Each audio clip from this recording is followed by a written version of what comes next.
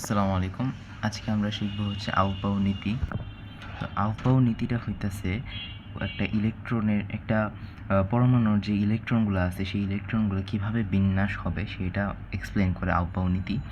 আর আউটবাউ কোনো বিজ্ঞানীর নাম না, এটা হচ্ছে একটা জার্মান ওয়ার্ড যেটা বেসিক্যালি বোঝা হইতেছে বিল্ড করা, টু বিল্ড আপ, অর্থাৎ বানানো।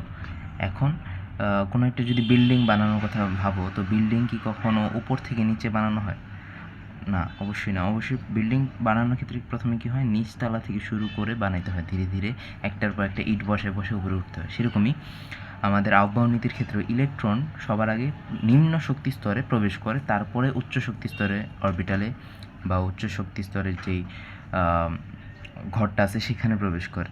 শুরুতে উচ্চ শক্তি স্তরে প্রবেশ করে না, শুরুতে নিম্ন শক্তি স্তর, তারপর উচ্চ শক্তি স্তর।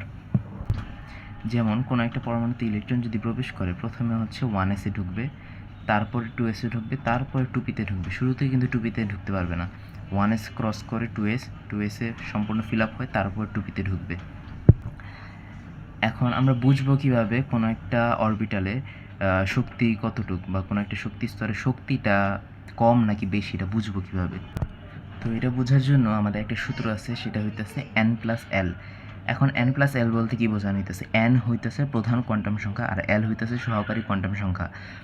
ধরো প্রধান কোয়ান্টাম সংখ্যা বলতে বোঝানো হইতেছে যে শক্তি স্তর, ধরো 1, এটার মান হইতে পারে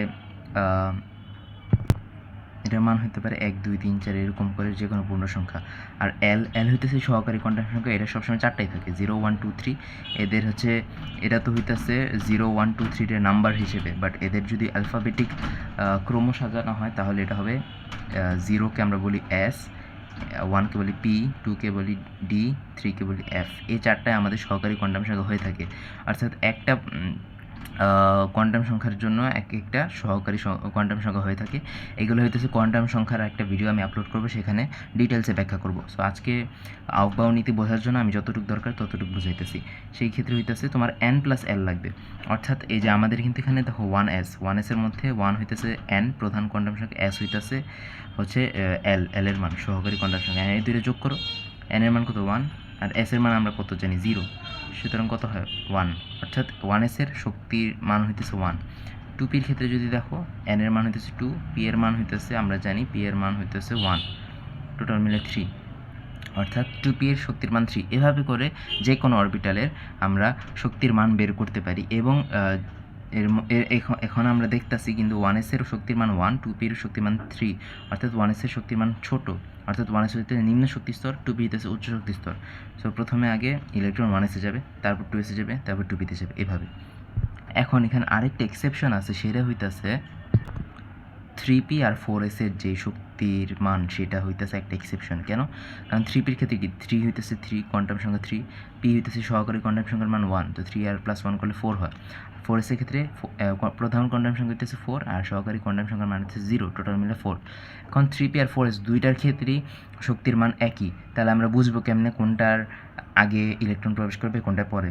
সো এই জিনিসটা বোঝার জন্য তোমাদের হচ্ছে প্রধান কোয়ান্টাম সংখ্যা দেখতে হবে।